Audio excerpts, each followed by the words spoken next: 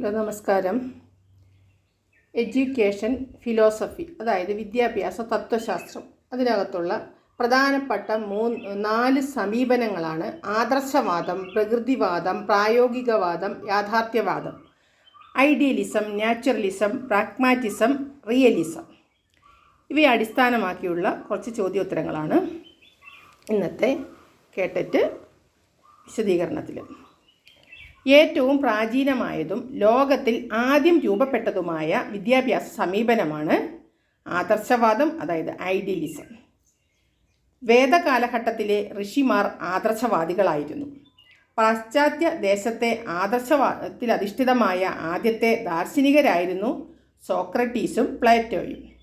ഇന്ത്യയിൽ ആദർശവാദം ഉത്ഭവിച്ചത് ഉപനിഷത്തുകളിൽ നിന്നായിരുന്നു. അടുത്തത്,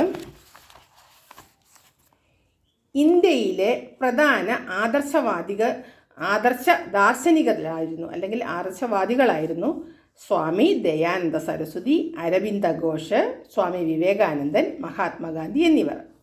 പാശ്ചാത്യത്തിലെ പ്രമുഖരായിരുന്നു Kant Hegel, William T Harris തുടങ്ങിയവർ.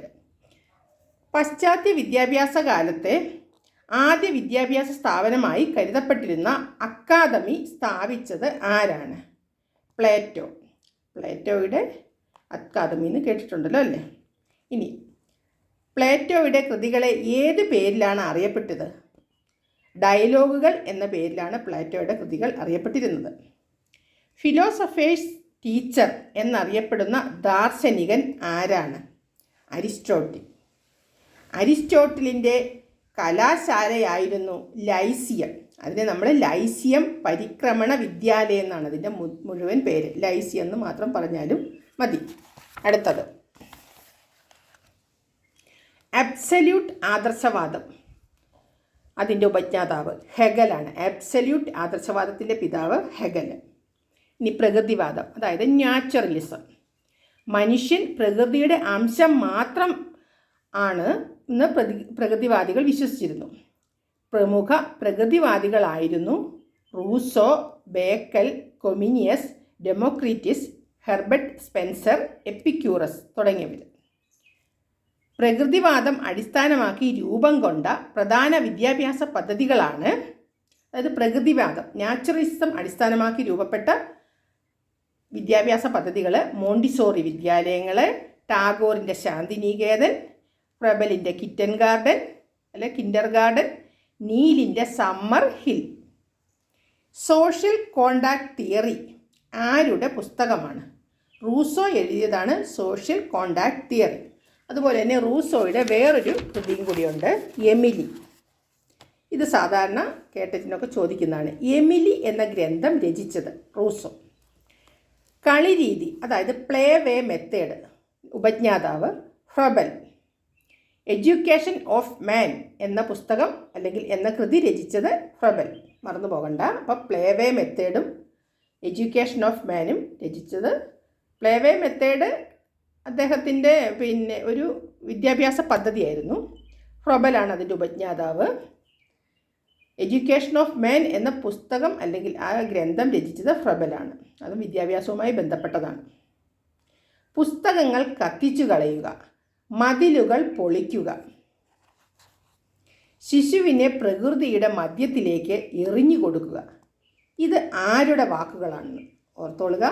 പുസ്തകങ്ങൾ കത്തിച്ചു കളയുക, മതിലുകൾ പൊളിക്കുക, ശിശുവിനെ പ്രകൃതിയുടെ മധ്യത്തിലേക്ക് എറിഞ്ഞു കൊടുക്കുക. ഇത് ആരുടെ വാക്കുകളാണ്?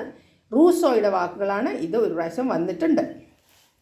പ്രകൃതിവാദികൾ ഏറ്റവും ഇഷ്ടപ്പെടുന്ന ബോധന രീതി ഏതാണ്? പ്രൊജക്റ്റ് രീതിയാണ് പ്രകൃതിവാദികൾ ഏറ്റവും ഇഷ്ടപ്പെടുന്ന രീതി. പ്രൊജക്റ്റ് രീതി ഏത് സർവകലാശാലയിലാണ് വികസിപ്പിച്ചത്? കൊളംബിയ സർവകലാശാലയിലാണ് പ്രൊജക്റ്റ് രീതി വികസിപ്പിച്ചത്. അടുത്തത് പ്രായോഗികവാദം, അതായത് പ്രാഗ്മാറ്റിസം. ഇതിനകത്ത് കൂടുതൽ ചോദ്യങ്ങളൊന്നും സാധാരണ വരാറില്ല. പ്രായോഗികവാദത്തിൽ പ്രവർത്തനത്തിനാണ് മുഖ്യ പ്രാധാന്യം, ചിന്തയ്ക്ക് 2ാം സ്ഥാനമേ ഉള്ളൂ. പ്രായോഗികവാദത്തിൻ്റെ ഉപജ്ഞാതാവ് ചാൾസ് പിയേഴ്സാണ്. പ്രായോഗികവാദത്തിന് ഏറ്റവും പിന്തുണ നൽകിയത് ജോൺ ഡൂയിയാണ്. എന്നാൽ പ്രായോഗികവാദം പ്രചരിപ്പിച്ചത് പ്രധാനപ്പെട്ട ആൾ വില്യം ജെയിംസ് ആണ്. അടുത്തത് റിയലിസം, അതായത് യഥാർത്ഥവാദം. യഥാർത്ഥവാദത്തെ രണ്ടായി തിരിക്കാം. റിയലിസത്തെ രണ്ടായി തിരിക്കാം. ശാസ്ത്രീയ യഥാർത്ഥവാദം, അതായത് സയൻറ്റിഫിക് റിയലിസവും അടുത്തത് വൈജ്ഞാനികവാദവും സ്കോളാസ്റ്റിക് റിയലിസവുമാണ്. അടുത്തത്